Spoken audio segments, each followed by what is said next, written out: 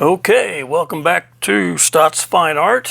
Gonna do a acrylic today, acrylic on canvas. Got an 11 by 14 small canvas here. Hopefully it's small enough to get it done in one sitting and won't have to break it up. So I always start with just a little charcoal sketch. I'm gonna do just a landscape and a farmhouse, some trees, and I'm gonna put some clouds in this one. So I just try to find my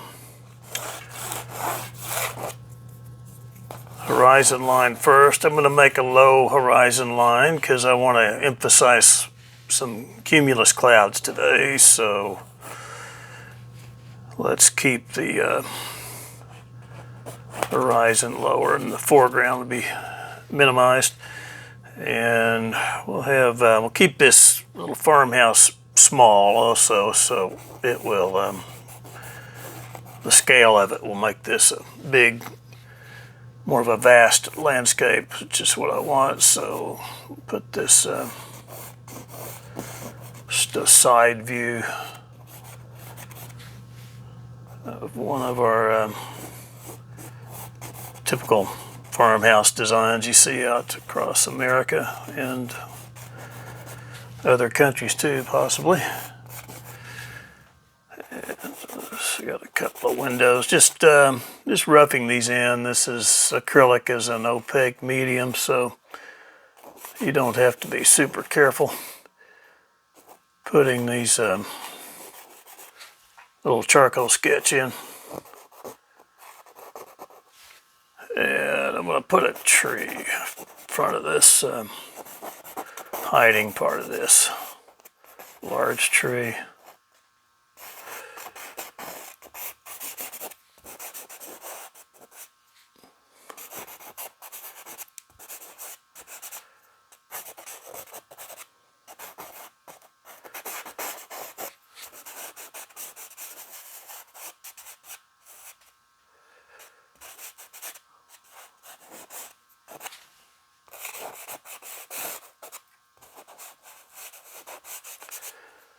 Trees in the background just kind of help frame this little house with some darker trees back there.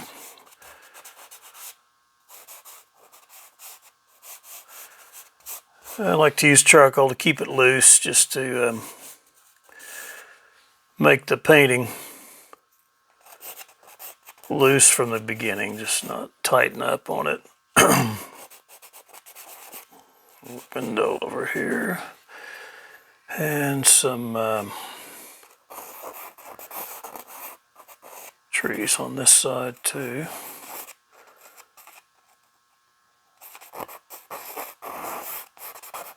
Maybe one little bit of balance to the composition.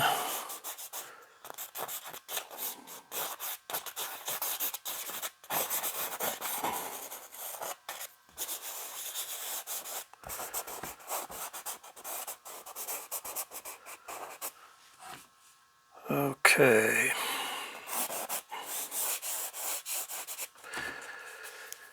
And then that cloud, we'll just, don't really need to mark it, but just show you what's coming. Just a major cumulus cloud, and part of it here, a little bit smaller over here. And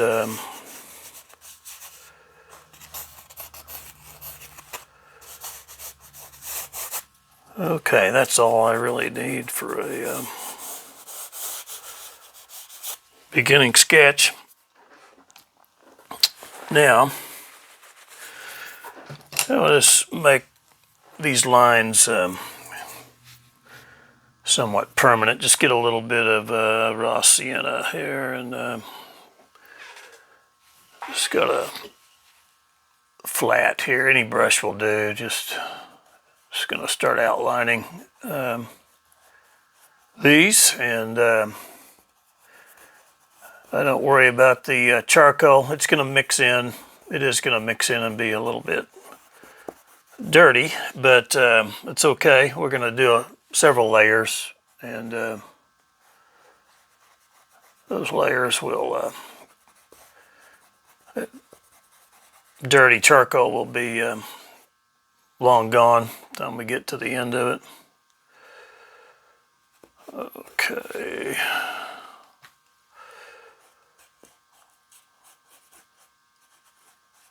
Just let those kind of grow together. You can see the part of the little farmhouse and the little stand of trees.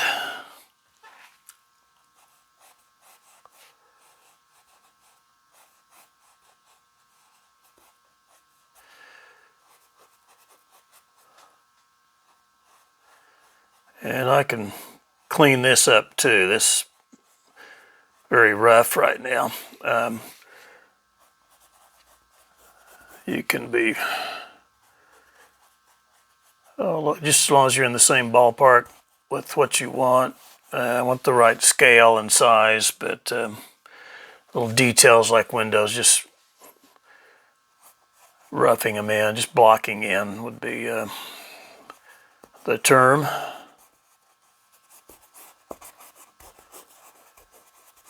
Some background trees, some shrubs back there. Most artists have their favorite paints and colors they like to use. It becomes part of their signature, and it's their palette. You know, we have the physical palette there, but then we have the favorite palette of artists. Raw sienna is one a lot we'll use. It's an earthy, landscape-ish color. And it's as good as any to use. See, I'm going to put a little yellow and lighten this up a little. And just kind of rough in those clouds. It's going to be blue and white, some blue here and some white clouds, but there'll be shades of gray. And then I'll a lot of times put a yellow undertone, yellow or raw sienna or yellow ochre underneath a layer, and it'll warm up the blue and whites. Give it just a nice warm color. And so there we go. We've outlined about everything we want. You can take off a little bit of the excess charcoal if you want. And that, you see it picked up a little bit of paint. It's not a big deal. Acrylic's very user-friendly. If I want to, I can just get some water before it dries and clean it off. I could have just left it. You know, it's going to be underneath. A lot of other color here, a lot of other layers. So, okay, now this next little step is you could have done it in the first place. You could just put a tone over the canvas and then started this. I like to start tacking some of this down first and then tone the canvas over it, because it'll begin to already put a little bit of a haze over it, a little bit of atmosphere. And that's what I like to do. I like to do not so razor sharp. I like soft edges, soft colors in these landscapes, and create an atmospheric kind of somewhat minimal detail. And just a style I like. And okay, now I do want this to be fairly dry before it's a little bit wet, but I think it's dry enough. I'll go ahead and I'm going to make a real wet mix here of just some yellow and yellow ochre, and put a tone over that. Could have used raw sienna. Sometimes I will do that. I'm going to go a little more yellow this time, and I want it thinned down with some water. And again, I want these to not disappear. They dry fast, so I'm sure they're dry enough. Just waited a few more seconds. Okay, that's good enough. So, okay, just put that under painting, or just foundational layer there.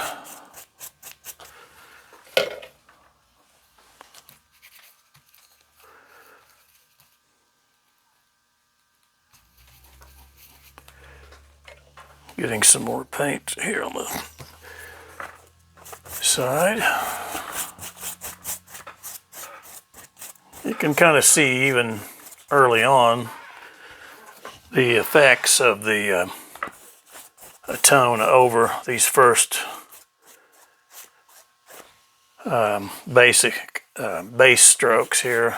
See, as I go over that, see how that begins to have a bit of an atmosphere over it as opposed to the one without anything on it. It's certainly raw at this stage, very far from a finish, but you begin to see a little bit of the reason for it.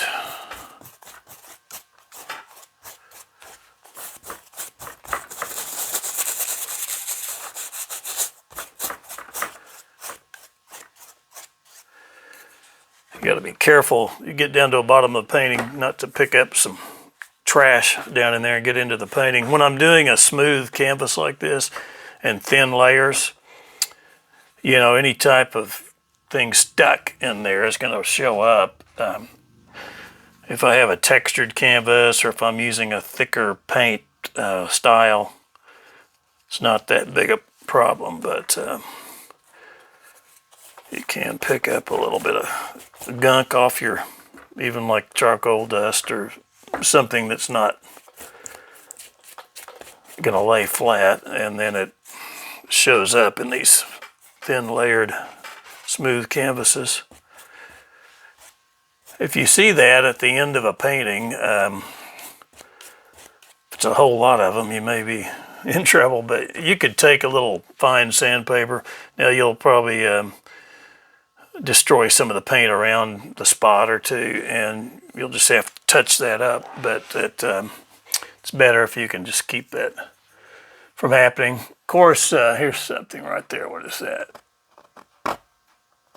That's just part of the canvas. It just seems like all the time the canvas itself will have some little imperfection in it. It's okay. It doesn't have to be perfect. Okay, so I've got that laid in, and let's see if I can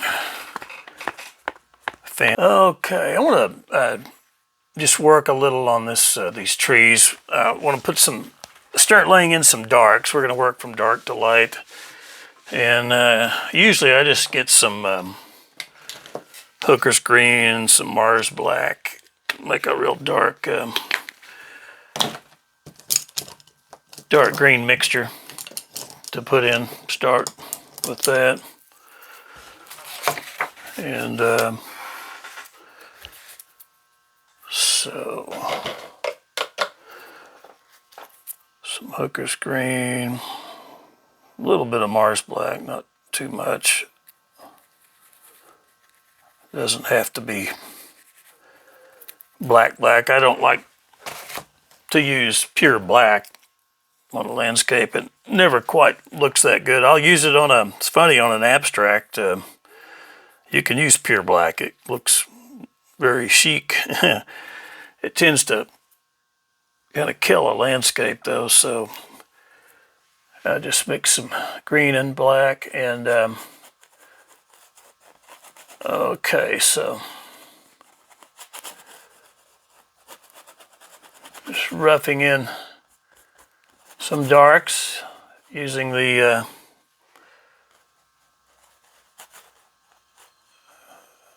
strokes that I've already put in. Now, every layer I put in here, I get a little more careful and, try to get the edges just right. Now we're going to touch it up some more too, but, I'm going a little more careful each time. And I'm playing with the consistency of it as far as how much water. Mostly it's fairly dark, and again, it's an underpainting. Painting from the inside out. You're painting the inside of the tree there, where light is not getting through much.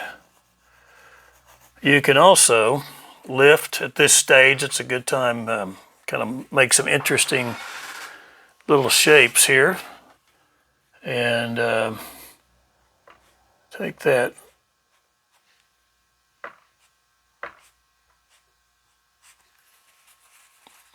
wet rag and just lift a little. And even if you're going to paint on top of that, it still will make some interesting shapes. So I'll do a lot of lifting.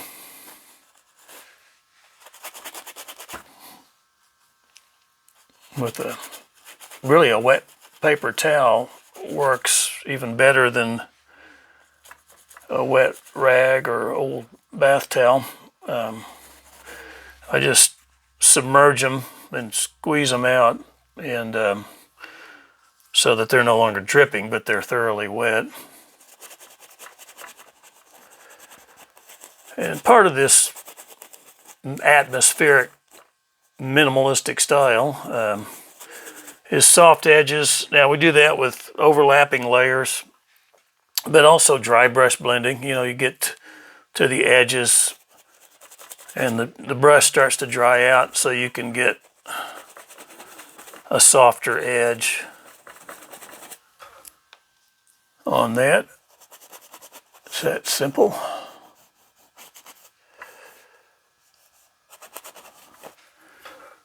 And down in the foreground, I can just let that drop down a little if I want. This top edge, I'm trying to be a little more careful and get it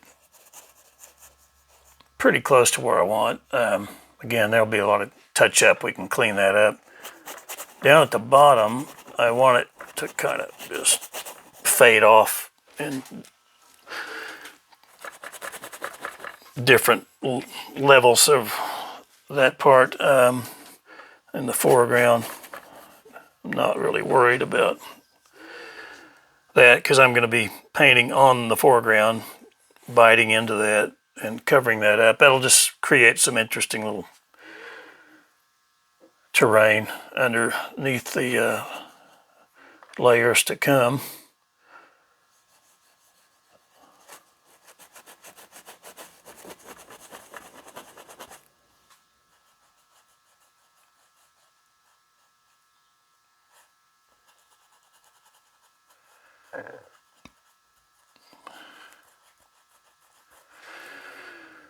Okay. At this point, even on the house, I just want some darks in there, and any dark will do. I can change that later, so I'm just going to use this dark green. There's a little porch, extended little screen covered porch. Awful lot of these little farmhouses, and they used to call them sleeping rooms because without air conditioning in the summer, they would come out into those screened porches, be totally open, and be a cooler place to sleep for the night.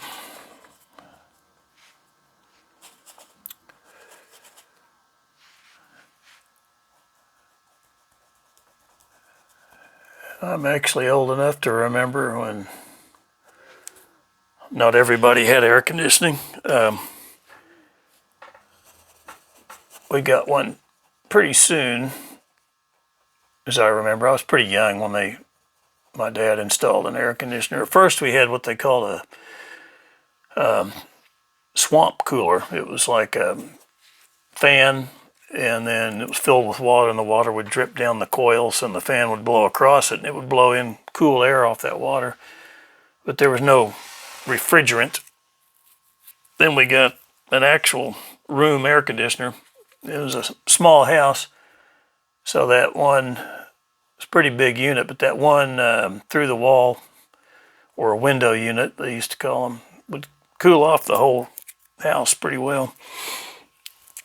It's about 1,000 square feet house, a family of 5, 2 sisters, and me and my parents. And it's funny, in those days, there were obviously big houses, but not everybody had a big house. And what was interesting too, even the little houses that maybe people use for rent houses now, people took care of them immaculately, kept them painted, their yards, and one car garage. A lot of people only had one car, but they wouldn't let them trash out like it seemed like some of them do today. Everybody was proud of what they had, whether it was big or little. Or seems like society has gotten in some sense a little sloppier, not taking care as much of their homes and things. But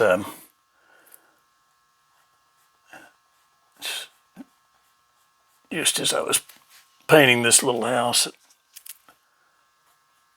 brought me back to that. And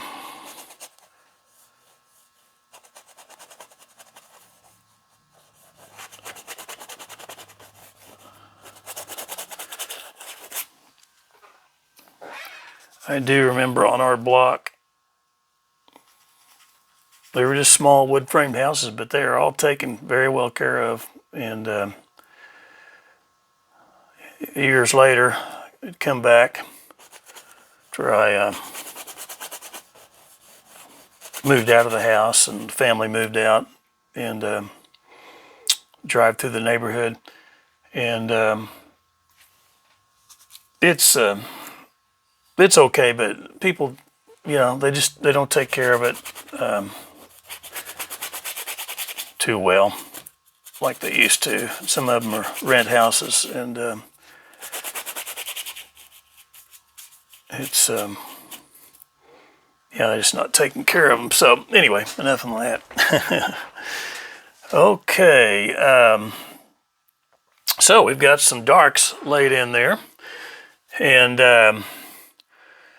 I've just roughed in some dark layers here. We've still got some more to do there. And on this little house, I think I'm going to put a green roof on that too. Now, you might think, oh, that'll get lost in there, but we'll use different values.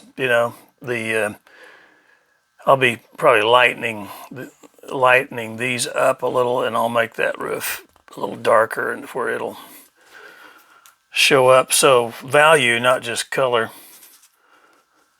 will distinguish things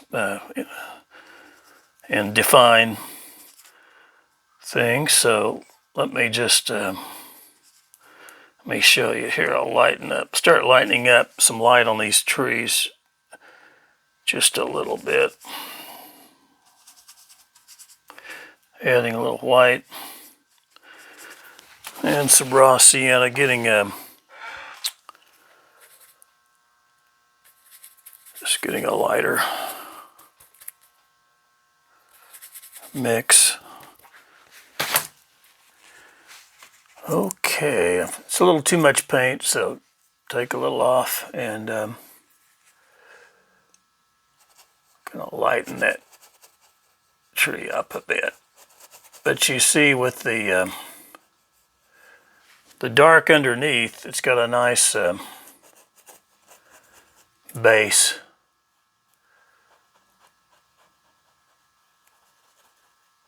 Underneath creates some interesting shadow.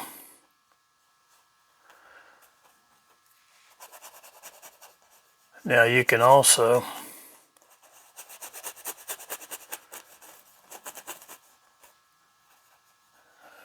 pull some of that off, like down here. Maybe I want some of that shadow back down here, so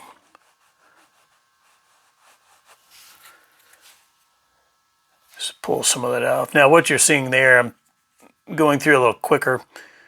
I was pulling the light off the dark. Now the dark wasn't quite dry, so it just pulled everything off, clear down to the yellow layer, almost down to the canvas.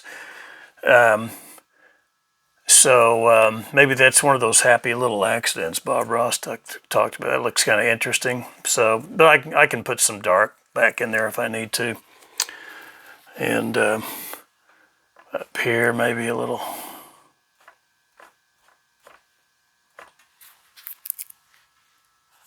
Just pull a little off the layers. It creates an interesting effect, and it almost doesn't matter what it does. It just looks interesting. You know, it's something a little beyond the brush. You know, you're using that rag.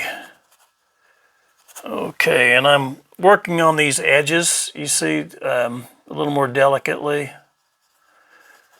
trying to get these edges cleaned up and fairly soft.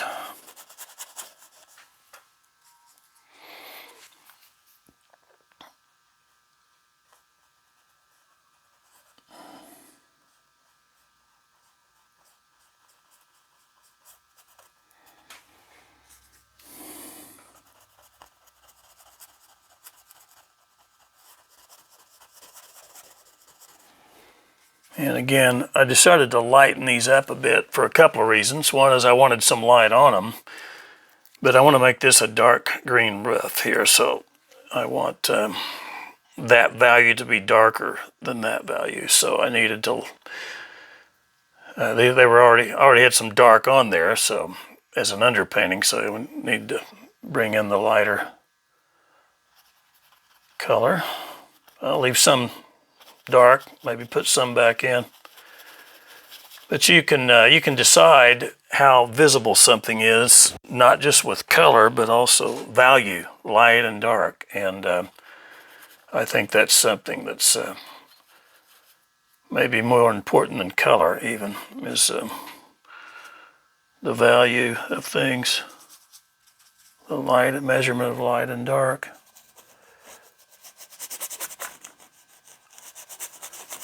I got pretty strong with that color there, not as delicate, but it's all right. It'll work. Sometimes on these videos, I sacrifice a little of exactly what I want just to go a little faster, you know. So, and I know it's hard to sit through a whole painting. Not many will do that, but you'll see, you know, you can fast forward and see some parts you want to see. And some might sit through the whole thing. Just depends on if you have some time or not.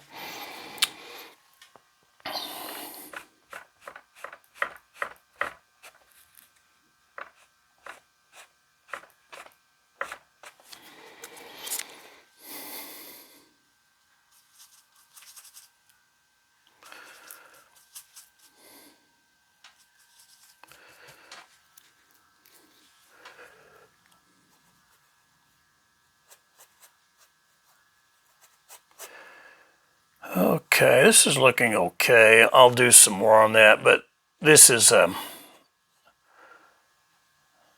getting the point across that I want.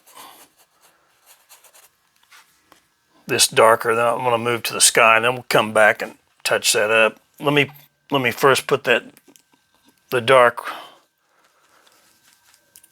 roof of the little house.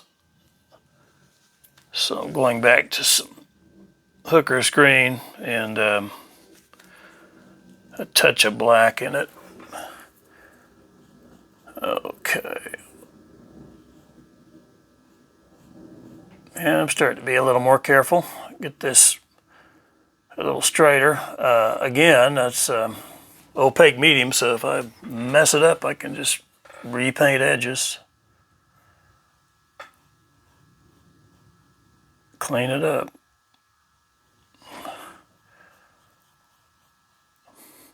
You've got kind of a clump of leaves kind of hanging down.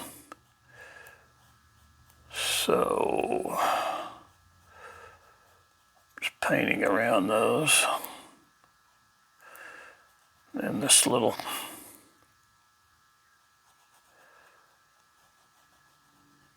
side room. Oh, that's how I remember. That's how I remember, or how I got to talking about smaller houses as the ones we didn't have air conditioning back in the day, and because we were talking about that sleeping room. So that's how I got off track.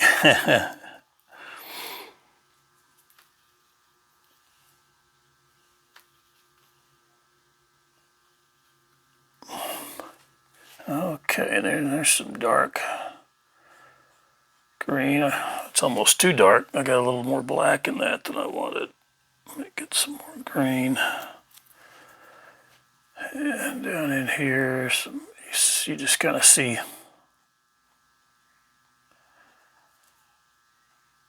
part of that roof, and it's, again, same color but different value.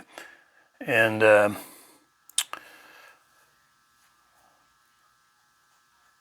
see how you can distinguish things with value. It might even be, the values may be even too different there. And I'm sure I'll come back and work on these trees a little bit too. And okay, one last thing before I move into the sky, I want to put some whitewash on that wall. I usually do that just maybe one or two layers more. I think I'm gonna try to do it just one layer, just to speed it up. I'm taking white. I put a little bit of yellow ochre in it, or rossi in it, not much. I don't think I want it to be bright white. We'll see here.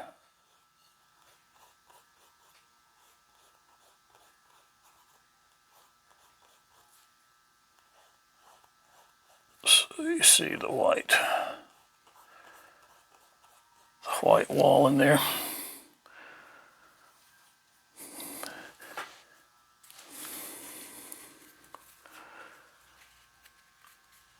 Just a little. Okay, maybe I do want a little heavier white up in that.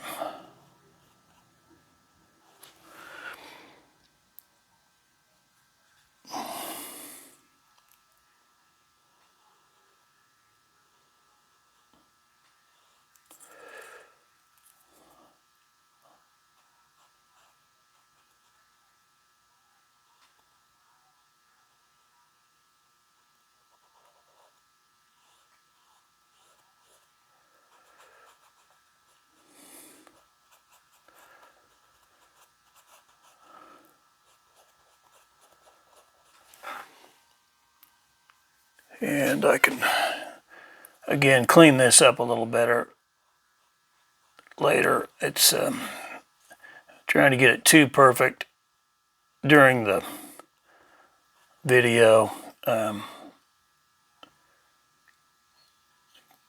just makes it last so long, the video too long. So try to get it, just teach the techniques and get it to a fairly finished level, and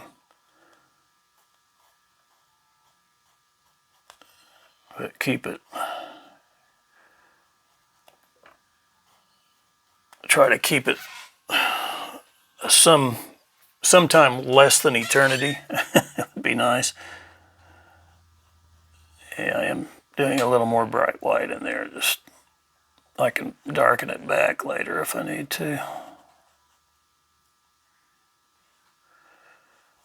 So you're just hurrying those little jabs a little bit, getting off. But okay.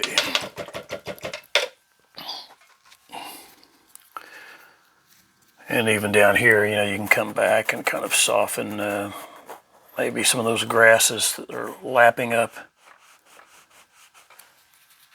against that.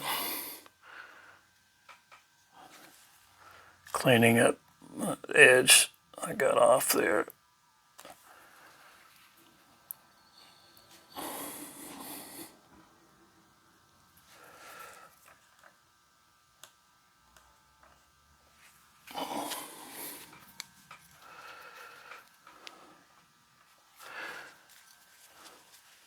Okay, that's good enough.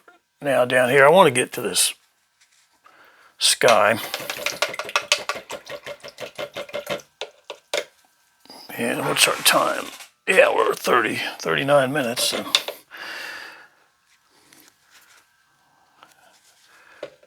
Okay, this sky here.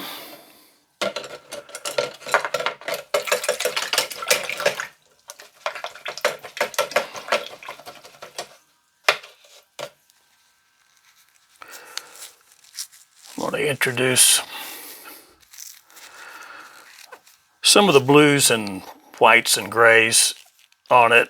This should be nice and dry. This really needs to be good and dry. I don't want to reactivate that yellow and it'll mix and just turn everything green.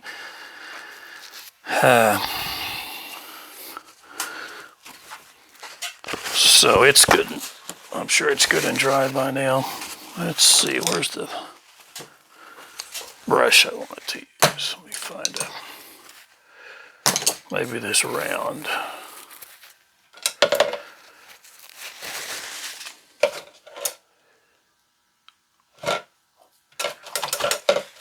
Okay, we'll start with some blues. I'm going to get some more palette paper space here, running out of mixing space.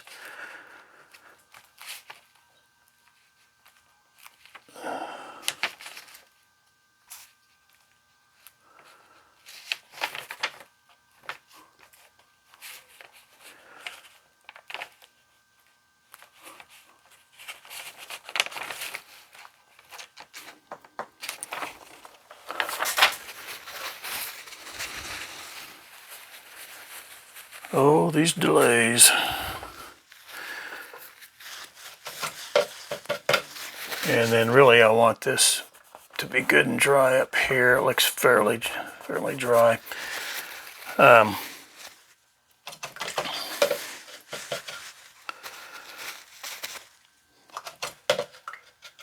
Okay, I'm going to get some cobalt blue and white. I'm mixing over here, and I'm going to be filling, this will be blue background sky, and then we'll put some whites and grays in here. But I may let some of that light blue drift into that a bit before I bring the white and gray back in it.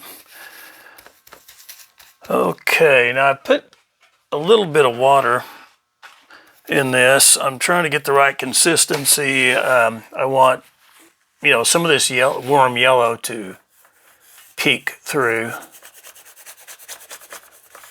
and I may get it just right. May have it too thin.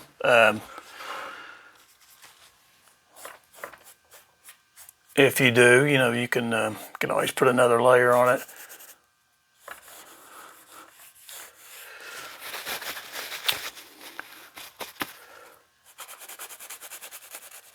Okay, I'm just gonna put a soft edge, just paint up to the edge of those clouds, just make a nice cloud shape. Think like a cloud.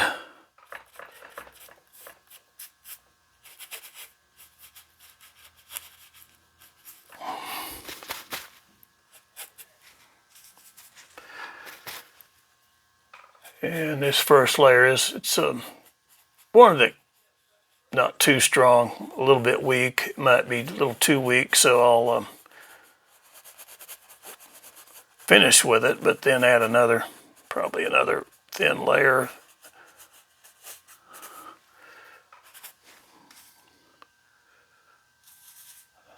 And even right now I could go a little thicker, a little less water, a little more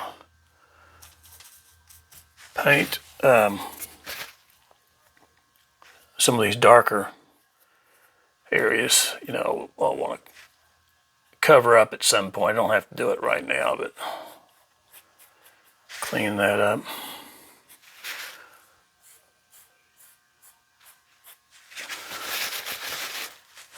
Okay, so if I want to soften that too, just take, you know, a lot of that paint off, and you can really see how you can really dry brush it, then get a real soft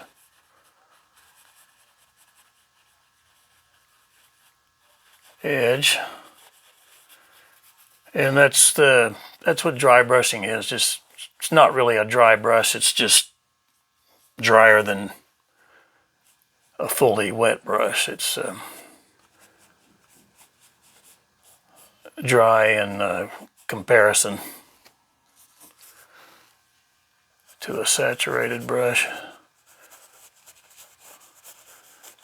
And even here, I don't have to be perfect. I'm going to put some white back in here and I can reshape. Right now, I'm just kind of covering up some marks that are rough. These rough marks in your block end are fine for block end, but you want to clean it up, you know, as you go. And they don't have to be cleaned up immediately. Just before you put it out there, you know, for people to look at, you want them cleaned up.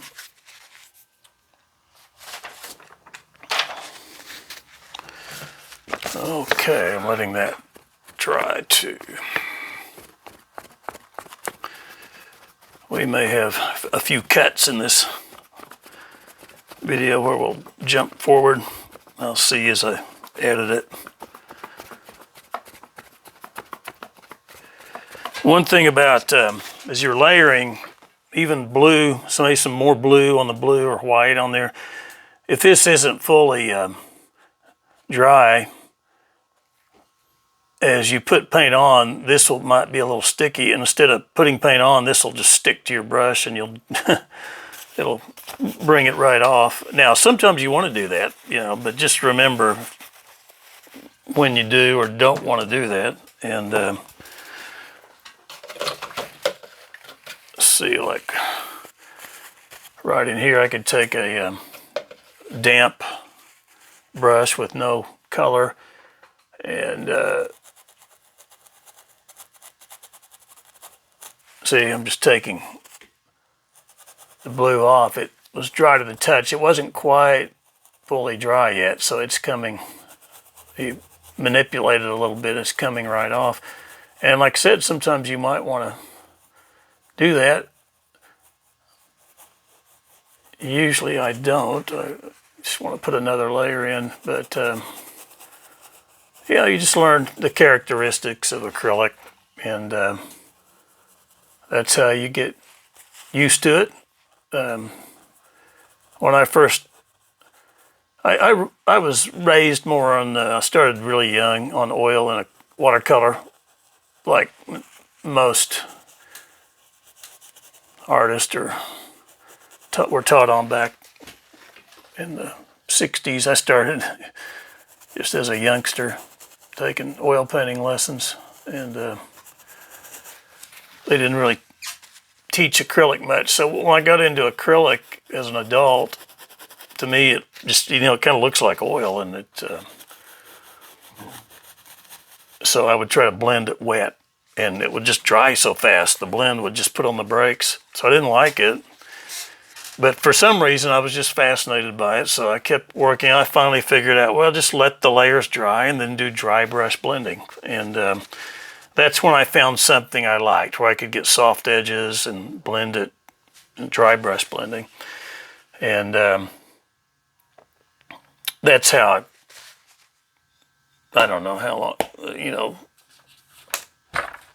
25 to 30 years ago, I came up with, for me, a formula that worked. So I started teaching it about a dozen years ago in different schools, and I just adopted this. It seemed to get a lot of good feedback. This nice atmospheric soft style.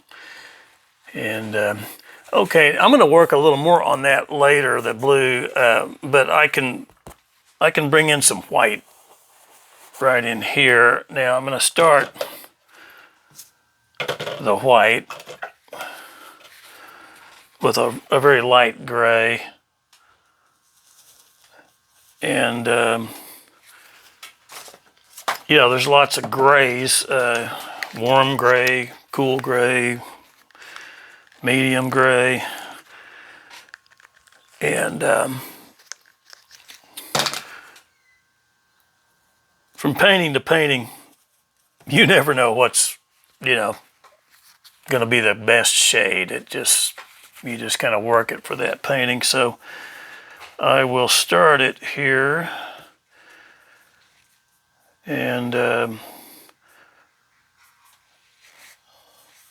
tell you what, I'm going to start with the white, and then I'll add some gray later. We'll just keep it cleaner and a little faster this way. Okay, so this white. Now you notice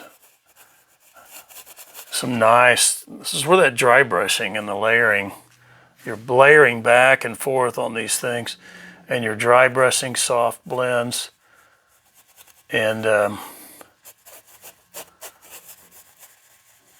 that's where you can get some real softness. And again, I'm skipping a few steps, just to keep it from getting so terribly long. But you're still getting the techniques. Like right in here, I might have built it up with a little bit of gray first, and I might have had a little more blue layers, but this doesn't look bad, and it gets things done a little faster.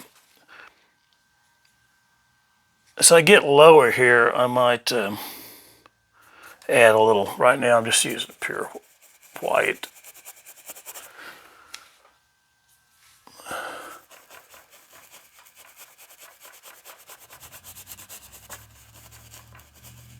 Then even on these trees, see, you can get on top of them a little.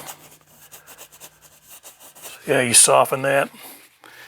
And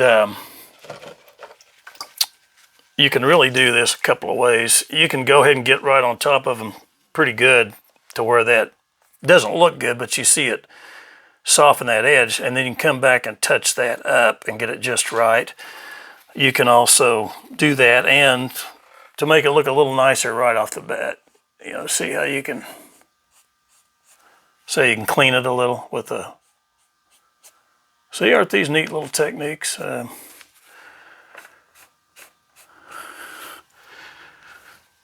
Why do I know these? Because I've done it a long time. Why is that? Because I'm a professional painter.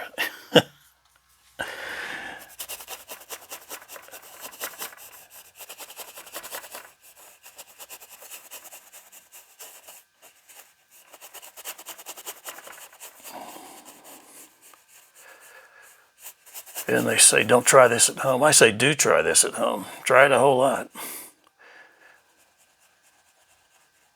Painting is not dangerous. So paint your heart out.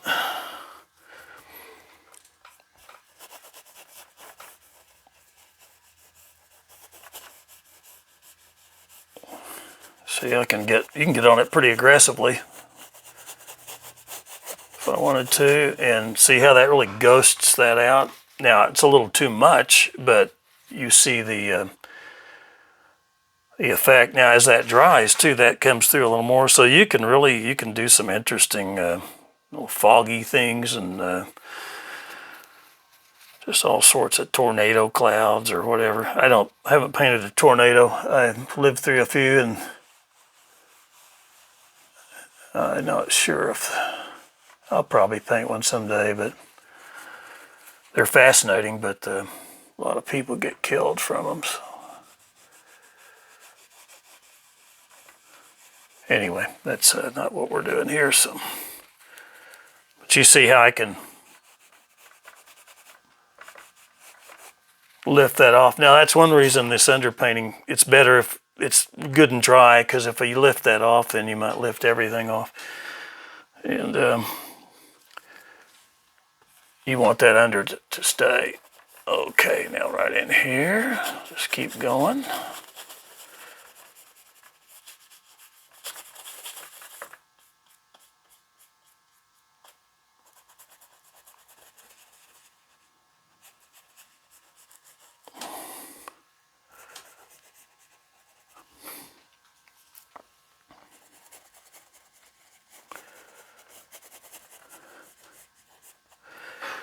And then up here where you would see the light hitting top of those clouds, that's drying, and I'm going to put a little more white up here. Let's see how that works. You know, sometimes you stop short of your final layer because you think, well, yeah, I kind of like it, but in this case I want to add a little more aggressive white up top here. See how that works, and keep this a little more of that warm tone. And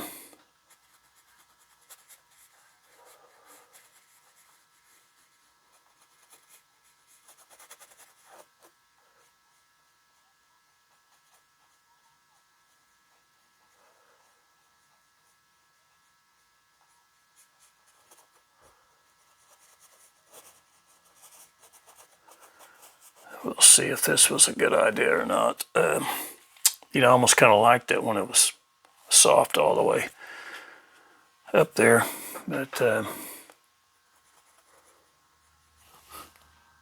that's when you start splitting hairs. You know, you get near an end, and you're thinking, maybe I shouldn't have done that. It looked better before. That's just painting, though. That's every painter experiences that.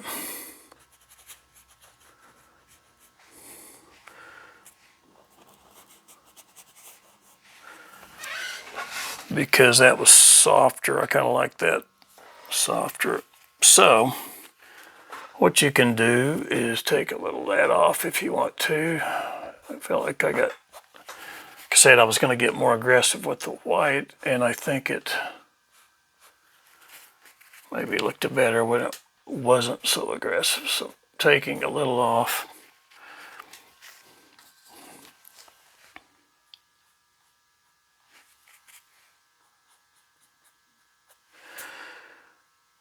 Okay, that's it's not too bad. I'm going to just finish real quickly here. Let me find the right brush. I want to do a little more on those trees right quick. I won't do them all, just a few strokes. I'll tell you what, I'm just going to leave that. I'll just finish this foreground, and so I'm going to do just a green field, and I'm going to put a little bit of raw sienna in it, get more of an olive green, which is what I like. That's just my, I think a lot of the greens are that color. That's what I see, and even if they're not, I kind of like olive green, so that's what I do. And okay, so look at that.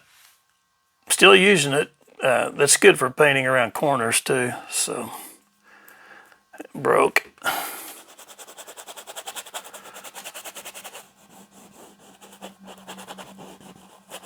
So just finishing out, just dry brushing out. I like to keep the strokes somewhat vertical, and you see some of the light underneath gives it just those uplifting strokes, like it's a wild grasses, prairie grasses.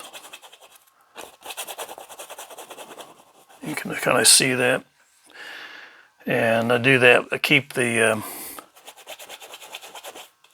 this top coat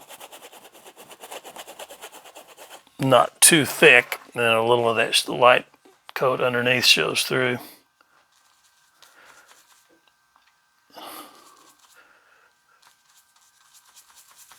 Okay, a little more water in there.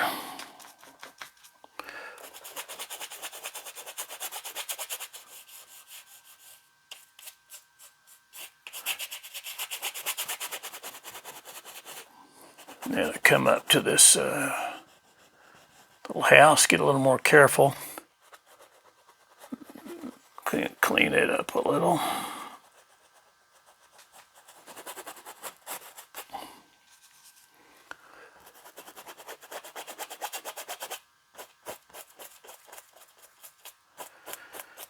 So we're getting a little bit of a finished feel there. I'm gonna go real fast, just finish this. Boy, that paint just always runs out, right? They need another few inches.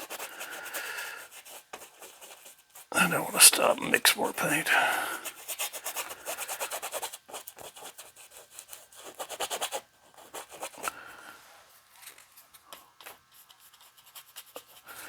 Okay, now maybe to match these trees up a little bit, I could just put a little of that color. If something clashes, you can take some of that foreground color, you know, and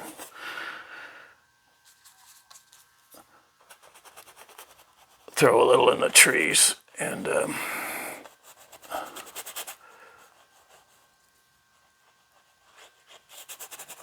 kind of bring that together somewhat. Okay. All right, that's good enough for now. There would probably be some finishing touches, another layer or two, but that shows you the techniques and acrylic on canvas. All right. Well, thank you from Thomas Stott's Fine Art, and bye-bye. See you next time.